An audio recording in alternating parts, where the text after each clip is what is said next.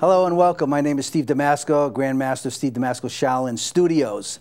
Welcome, welcome, welcome. You know, today I'm going to talk about something I haven't talked about in a while, and it's about self-esteem versus an over-exaggerated ego. And the reason that it brings me to talk about this particular subject is because of all the media attention that this fight with Rhonda Rousey and Holmes had in terms of her prior to the fight and then after the fight. And I'm not, as you know, most of you know, I'm not a big UFC fan or MMA fan. And when I say that, I just want to clarify that I have all the respect in the world for them as athletes. They're incredible athletes. It's the premise behind fighting in a cage and beating each other to a pulp. And I did fight. And you know that. I didn't fight at that level, but I did fight out of the Rocky Marciano gym as a kid in Brockton. And I had a great mentor, and it kept me off the streets and prevented me from getting in trouble and kept me in school. But, and then I fought in kickboxing. I did kickboxing. But, you know, it's pretty barbaric at most of these fights end up in. This particular fight ended up with actually martial art and boxing technique, which was unusual because usually you see them on the ground pounding each other into the ground. But anyway, having said that, I've heard a lot of talk and seen a lot of things on Facebook, a lot about how mothers, not all mothers, but just I've seen a lot of it, how they idolized and young women idolized Rhonda Rousey, forgive me if I pronounce her name incorrectly, of being a leader and somebody they wanted to emulate their daughters to emulate. And I have a problem with that, and I'm going to tell you why. First of all, she was a bronze medalist in the United States Olympics. You know, as a representative of the United States, that was a great thing. She won the bronze medal in judo, and that was a great thing. And she is a great athlete, and don't get me wrong, and I don't know her personally, and I personally don't have anything against her. But I'll tell you what I do have things against. I have against, okay, first of all, when I see interviews where she's using the F word a lot of times, okay, and talking like tremendous amount of trash. And that bothers me. One, because again, she represented the United States of America. And that is, if you're going to represent the United States, okay, in the Olympics, then you have an obligation. Any martial artist has an obligation, but especially if you were in the United States Olympics to not talk like that, okay, and to use those kind of words. I mean, we all swear at times, but she's a national figure. She has made UFC and history in terms of what she's done. And then I saw her on the I think it was the Jimmy Fallon show, and she was wearing a dress that was incredibly provocative, okay, that showed a tremendous amount of skin. Okay, again, you know, we have enough problems with that kind of stuff in the media, on tabloids. I mean, you can't even go into a grocery store without seeing something about a divorce or sex or how to improve your sex life. And I mean, you know, those kind of things when I was a kid was up high on the shelves and little kids couldn't see it. Today it's right there at the cash registers. You know, so I mean, again, she's an Olympic champion. Never mind, you know, a world UFC champion. So I had a problem with that in terms of some women and young women emulating her to want to be like her. And then there is the thing of that confusion between self-esteem and an over-exaggerated ego. I mean, she didn't even bang. I boxed. You know, I had fights in the ring. I fought kickboxing. I had more boxing matches than I had kickboxing matches as an amateur. But no matter, it's not that you hate your enemy when you get into the ring. You don't hate your enemy. You want to win. You know, Marvin Hagler was a personal friend of mine. I actually started him out. He, you know, his boxing. He came to me and asked me about the gyms.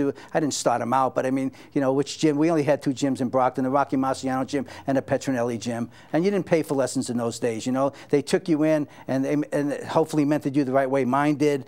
And you didn't pay, you know, if there was room and you had a locker, they let you in and they trained. But, you know, Hagler, you know, they asked Hagler, you know, I'll never forget this. They asked Marvin Hagler, marvelous Marvin Hagler, you know, the world middleweight champion, you know, what do you think? Do you hate your enemy? They actually asked him that, do you hate the guy that you're fighting in the ring? And his response was, no, I don't hate him, but when I get into that ring, I think that guy is trying to take the braces off my kid's teeth, you know? So it's not like you hate the person that you're fighting in the ring. It's just that you want to win. And winning builds self-esteem. Winning, for that kind of fighting at that level puts dollars in your pocket, which gives you the ability to have freedom and to take care of your family and hopefully other people too. You know, the world fell in love with Rocky, with Sylvester Stallone, the Rocky series. They fell in love with him. And what was Rocky? You know, what was Rocky to the world, not just the American people? Rocky to the world was a guy from the streets, okay, that was just a nice guy that cared about people, you know, liked his dog, and was humble to everybody, and went to church and prayed and thanked people for his success. Okay, so it wasn't real, but it showed you what the world wanted, what the world really wanted. They wanted somebody, they wanted a champion. We all want to be champions. I mean, no one knows that better than me growing up in Spanish Harlem. You've heard it a million times. My mother was a paraplegic. You know, she had an 8th grade education. Okay, we lived in Spanish Harlem, New York, in the projects of Brockton. I mean, nobody understands poverty and pain. You know, I don't say nobody, but we do understand it. And we all wanted to be winners, and we all wanted to be somebody, all the kids we grew up with. But the world fell in love with Rocky, you know, because he was humble, he cared about people, you know, and they just wanted him to win. They were behind him.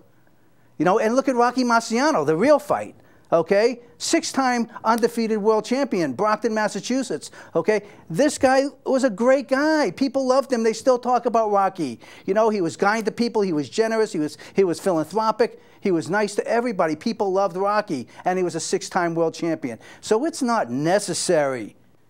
Okay, I understand there's a certain amount of hype. Ali was famous for that. Ali was, I'm the best, I'm the world's best, Sting like a bee, all that stuff, you know. He was great, but everybody knew it was a show. He was a great fighter, don't get me wrong.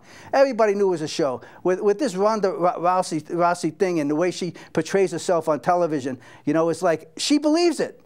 I understand there's a certain amount of hype involved here, but it goes along when you look at everything. You look at the swearing. You look at the way she's dressing. You look at the way she talks about. She went into this whole dissertation about Holmes. You know, about how maybe being a champion isn't really for her. You know, and that some people just can't handle it at that level. I mean, please. You know, I would hope that this last fight humbled her a lot. She is a great champion, and she is a great athlete. Not only that, she's got everything going for her. She's beautiful. She's a really good actress. She is good. I liked watching her in those movies. And, you know, so, I mean, she's got the world at her hands. This is not necessary. She needs to change her attitude and change how she portrays herself to young women, because there is a major difference between self-esteem and an over-exaggerated ego. You know, self-esteem is built. We know where a lack of self-esteem comes from. There's a lot of different reasons for that. You know, there's, you know, I mean, you know, it had to do with how you grew up, and, you know, I mean, parents do their best as parents, but, you know, every time you tell your kid that they're shy, your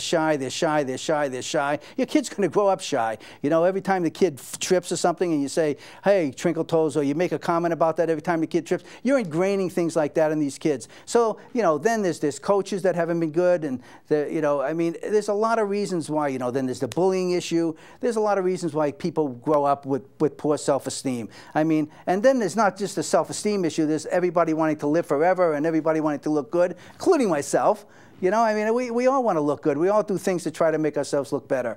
But we have to have a clear understanding of what we want for our children, and what is the message we want to give our children. And the message is, there is a difference between self-esteem and an over-exaggerated ego. Okay, it's not about loving yourself. You know, you know, again, I don't quite get that concept. Loving yourself. What does that mean?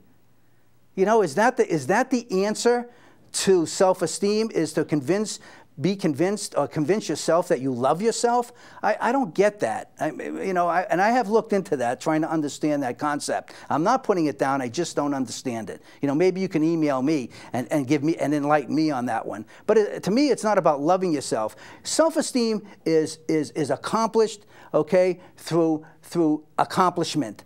Self-esteem is accomplished through accomplishment. okay? If you want education, okay? If you want to get educated, okay? If you want to get your master's degree or go for your doctorate degree, if you're an athlete, okay? If you know, as being the best you can. You know, I just watched on Facebook today, as a matter of fact, this morning, I wake up early, I watched this thing on with Arnold Schwarzenegger. You know, he did a 10-minute dissertation on being a winner and understanding that you're going to fail to be a winner. He once, this guy was Mr. Olympia. This guy was one of the greatest, okay, Olympians in the world. He was an actor that's made $20 million a movie. He was a governor. And now he's still making movies. Not once in that speech, and this is when he was Mr. Olympia, okay, not once in that speech did he ever talk about being better than the next guy, or that guy, or putting down one of the other Olympians or one of the other contenders. Not once did he mention that. He only talked about being the best you can, training hard, okay? Don't let anybody tell you that you can't do something.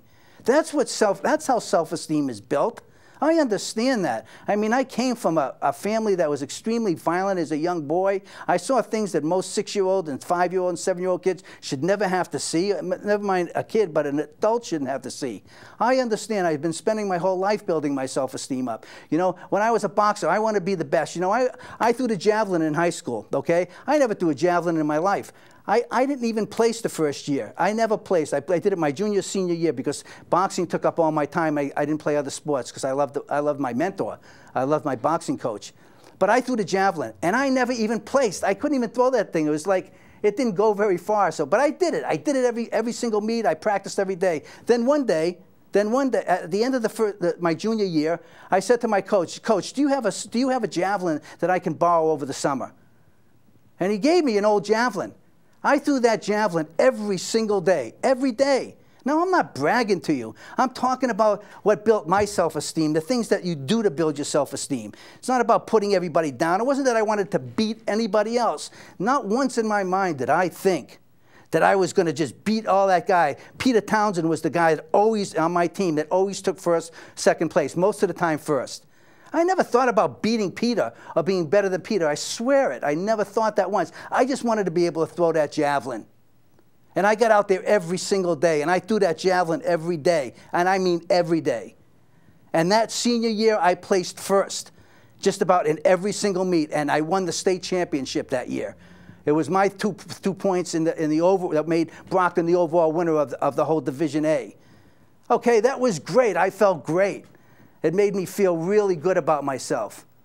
I never got my jacket, by the way, so if anybody from the Brockton administration is watching this, I was supposed to get a jacket. I never got my jacket. But anyway, you know, that made me feel great, but it was never about beating Peter Townsend. It was never about beating the guys at all the other A high schools in the state. It was about, I just want to be the best I can. And when I got in the ring, it was the same thing. When I became a martial artist, it became the same thing. I never thought about being better or as good as Bruce Lee or Chuck Norris or Bill Wallace or Jackie Chan or any of these guys. I never thought about that. Those guys inspired me.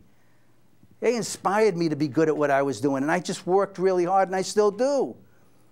That's what self-esteem is all about. Do I have an ego? Everybody has an ego. But you know, nobody wants to hear about it. Everybody has an ego, but nobody wants to hear about it. So the message that I'm really trying to get across here today is that a clear definition of what an over-exaggerated ego is and what self-esteem is. It's not about loving yourself. It's built by accomplishment. And the accomplishment is not built, okay, by putting other people down, okay, by thinking you're going to be better than anybody else. Accomplishment, okay, self-esteem is built on being the best you possibly can at whatever it is you decide to do. You know, I talk about this all the time to my own people. You know, I will go in as a 10th degree black belt, as you know, as the founder of Steve DeMasco's Challenge Studios, and if I see a dirty toilet, I'll clean it. If I see the trash over there, I'll empty it out. The greatest quality of a leader is one that leads by example. This is what this is all about, and this is what this country should be all about. People loved Rocky. People fell in love with that humble guy, and they still do. He's making a new one. I'm really excited about it. Okay? Apollo Creed's son. Can't wait. You know, people fell in love with Rocky Marciano. This is what we need. We don't need these over-exaggerated egos and putting people down, you know, and not banging gloves when you get into the ring. I mean, everybody did that. Even Ali, who bragged about everything he did, still touched those gloves. So you know what? We need to be careful as parents on who we want to emulate. Be the best you can. It's not about being better than anybody else. It's about being the best you can, and understand that you're going to fail. Because success is built on failure. It's built on failure. Because any person that is successful in any endeavor will tell you that they will fail more times than they will succeed. So your ability to handle that failure and rise above that and use that as fuel to be the best you can is the key to success. So that's my message. And again, I want to make it very clear that Rhonda Rousey is an incredible, incredible athlete. I mean, who has all of that? Great fighter, great athlete, beautiful woman, great actor, actress, actor. You know, I mean, she has it all. She needs to be more humble, and we need to see that. And then the people will be behind her. Everybody will be behind her. And I will be too. So thanks for listening to that. You know, and I just want to say one more thing, because I always have one more thing to say. Okay? One of the reasons I love martial arts, I was pretty decent at sports. I was okay. You know? I played football. I played basketball. You know? I did martial arts, boxing. But you know what's nice about martial arts? Everybody wins. Doesn't depend on 4 other guys on the court, okay? It's really all about you, and I don't mean loving yourself.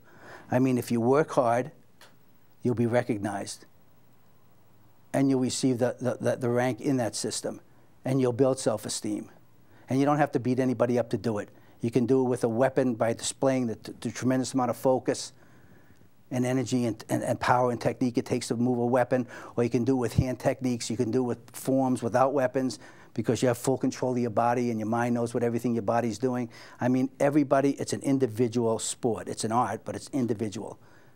Everybody can hit a home run in being a martial artist, regardless of your size. Everybody can hit a home run. Everybody can get the touchdown. Everybody can score the goal. And that's what I love about the martial arts. So that's my talk for this week. I got about 10 minutes, say 9 minutes left. I'm going to talk a little bit about the 5 5-fist system again. Okay? Jeff, you want to come up?